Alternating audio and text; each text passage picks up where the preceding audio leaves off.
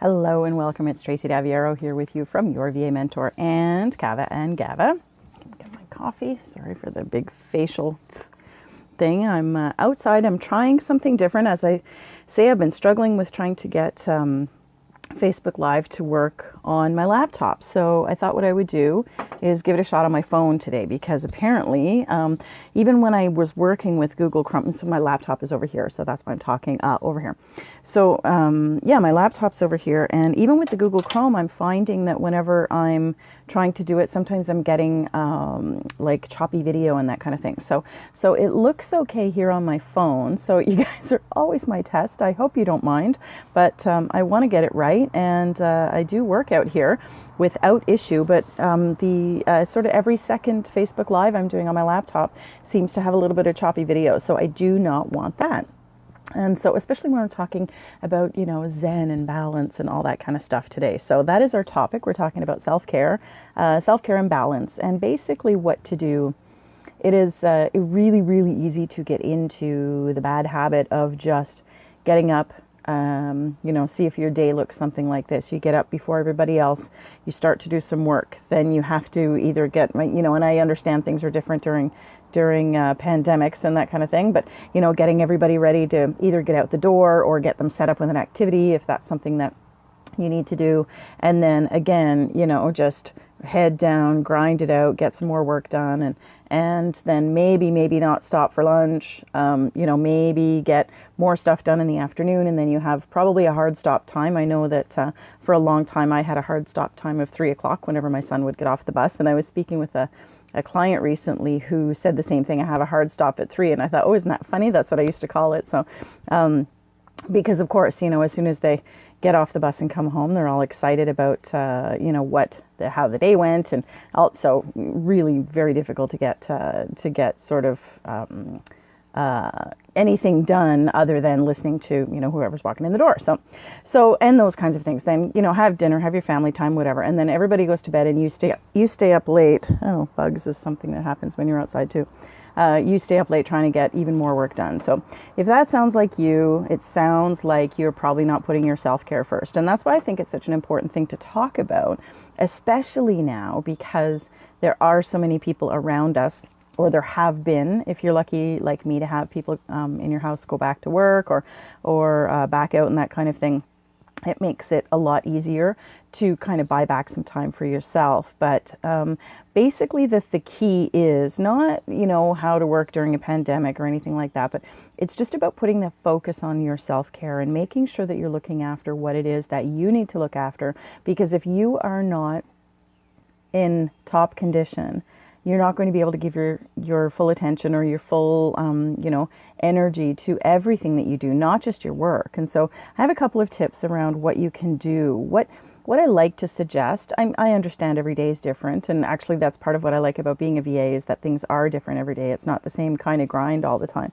And so I want to have, what do I have? Sort of 4 little tips for you today about what you can do to implement simple routines or simple things that you do, activities, processes, whatever you want to call them, so that you can really be focusing on yourself and making sure that you are. I'm not going to tell you to go to the spa and go get a manicure. That's not my idea of self-care. I mean, it is, but that's not sort of what I'm talking about.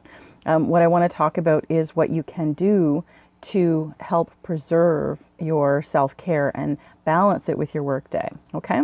So the very first thing is start to use, if you're not already, start to use your calendar and schedule all the things you need to do. One of the things that, and you guys will hear me talk about it a lot, one of the things that I always talk about is people not giving themselves a closed bucket of time to work on something.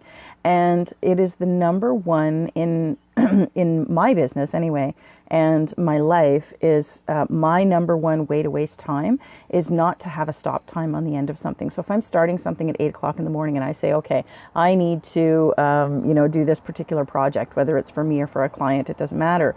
I need to start this at 8 o'clock. And I don't say I'm going to work on that from 8 till 9. It could be 10:30 by the time I even look up from my computer, because I'm not really concerned about the time that it's taking to do something. Pardon me, itchy nose. And probably from the bug flying into my face. But anyway, I don't even know what kind of bug that was. So If you aren't doing this yet, I want you to start doing it. I want you to practice it this week. Give yourself a bucket of 1 hour of time maximum for anything that you're doing. Now, can you use 2 buckets for a project? Of course you can. It's not a big deal. I actually go in buckets of 15 minutes to believe it or not, because I've caught things down to a science. And so I work on something for 15 minutes, or I work on it for 30 or 45, or however the case may be. And so when you start to look at your schedule and say, okay, I'm doing this for a client, I'm going to spend 20 minutes doing that. And again, I work in 15 minutes because it means I get 4 of them every hour. It just seems better than 3 20-minute cycles, but whatever works for you. Or if you have, larger things that you do for clients, whatever it is that you're working on for them, if you need an hour, then book in an hour. But really do use your schedule to say, I need to get this list of things done today, and look at your day and figure out how you can get those things done. Now, are there things that maybe will only take a couple of minutes, like 2 minutes to do? Sure. Take several of those and pull them into I'm touching my face like crazy here today. It's outside. Everything's outside. So take several of those things and put them into a bucket of time. Okay, it's as simple as that. That's all you have to do.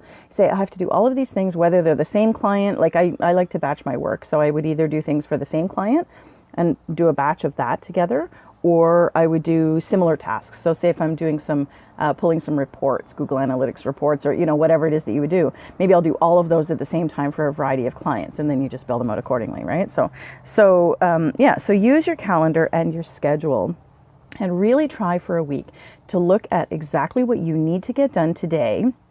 You want to prioritize it. Is it really urgent today? But we're not going to get into that. You can look at the other organization prioritization and time management videos for that.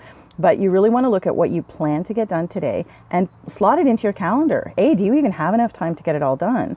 But in order to work as efficiently as you can, you need to make sure that you are really aware of the time that is there. And if you have to have that hard stop at noon or at 3 or whatever it is, you still need to make sure that you can fit all those things in. And if it means that still for, this week, you're still getting up before everybody and going to bed, that's fine. Going to bed after everybody because you're working whenever they're all in bed. That's okay too, but you're trying to minimize that as much as possible. For your self-care and your balance, you need to get out of that routine. And so, there's a lot of different reasons that we're doing that. Maybe you're balancing, a full-time job and that kind of thing. That's totally different. I'm just talking about your normal day. If you're trying to run a full-time VA business and you're finding that you're working all hours of the day and night, that's what's really important. Okay, that's when you need to be able to do this. The second thing you want to do is look at your rates. If you are billing out more than 6 hours a day, 8 hours a day, maybe that's really, really a lot. But if you're billing out more than 6 hours a day to clients, you may want to look at raising your rates, because then you can work more, earn the same amount, or work more. Sure, yeah, raise your rates and work more. Well, you could do that too. But if you raise your rates, then you can work a little bit less and still earn the same amount of money. So look to see at what point you are closing, over 80% of your sales conversations. If people are just saying yes to working with you, that means that you have room to increase your rates. And I know it sounds sort of counterproductive because you're getting the yes at that rate. But this is something that I did whenever I was working with my business coach a long time ago. And he said to me, how many sales conversations are you closing? I was closing between 8 and 9 out of 10. So 80 to 90%. He said, it is so time to raise your rates, because if people are just saying yes, boom, boom, boom, every time you talk to them, you have room to raise your rates. And we did, and I was still closing at about 70%. So, I was still talking to the right people, right? That's basically what it is. So you want to be able to look at that as well. That will help you to balance and look after yourself as well, because you don't need to be running 12 hours a day, making $30 an hour. I'm going to make myself do some math, right? But if you have to work 12 hours a day to earn what you want to earn, then what you should be doing is raising your rate to even $40 an hour, or going with packages, which is always a better idea anyway. Then you could bring that down to, what would that be, 8 hours a day, and earn the same amount of money, but work less, right? And so it's all a balance all the time of what you're doing and how much you're earning for it. And you want to look at that as well. That's very important for your self-care. Third thing is get help or automate your processes. Always be looking for things that, and and this is why I say it's a really good thing to write down everything that you're doing every day. It's good to have, your checklist, and you check off and you say, I did the client's newsletter, or, yes, I checked in for the clients this today, or yes, I did my own newsletter or my own social media, whatever it is.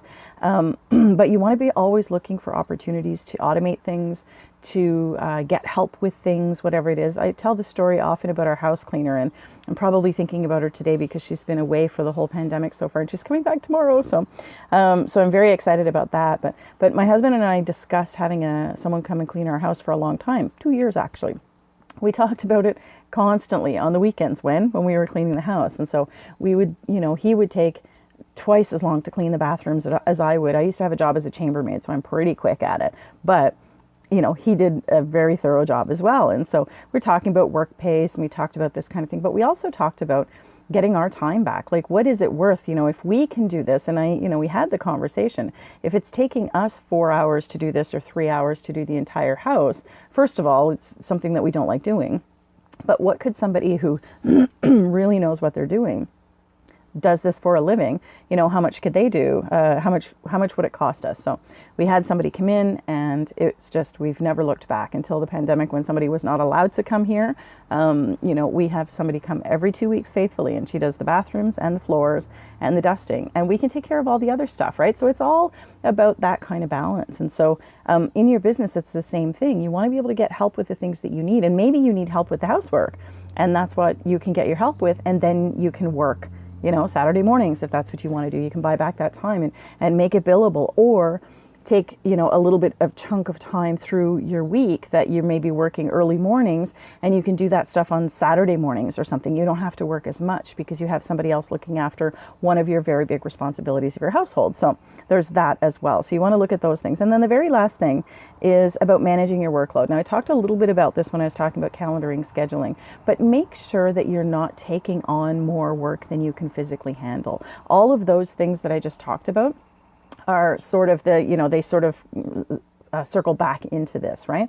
If you are, if you're looking at your task list and you do calendar it out, you schedule it out, and you find out that you're booking in 10 hours every single day for work, whether it's billable, I would hope that most of it's billable, but if you're booking all of that in, you need to identify whether that's actually a good thing for you, right? So you need to work as efficiently as you can. So work pace, super important.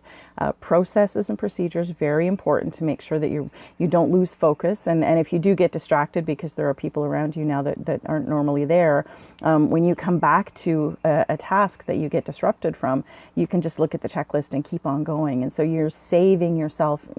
You'd be so surprised. You're saving yourself several minutes every time by restarting a job if you just have to come back and you know what the last thing was that you checked off on that list. So you want to be able to do that. You want to be able to manage the people that you have. So if you need to get subcontractors, because you are billing out 12 hours and you don't want, you don't need to raise your rates. Say you're already up over $40 an hour, you're $50 an hour, you can budget to have the work done by the subcontractors.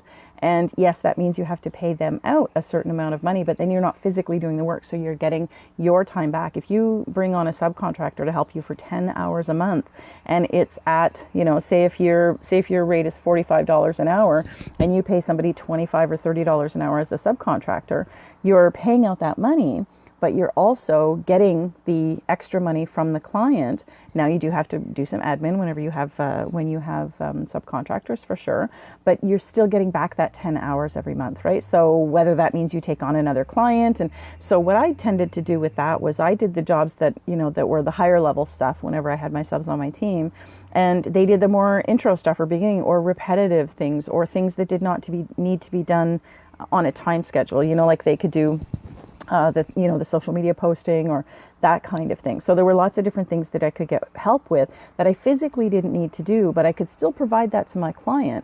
And I was able to, bring somebody else on and free up that time for myself as well. So there's lots of different things that you can do in terms of self-care and balance in your schedule and regarding your work life.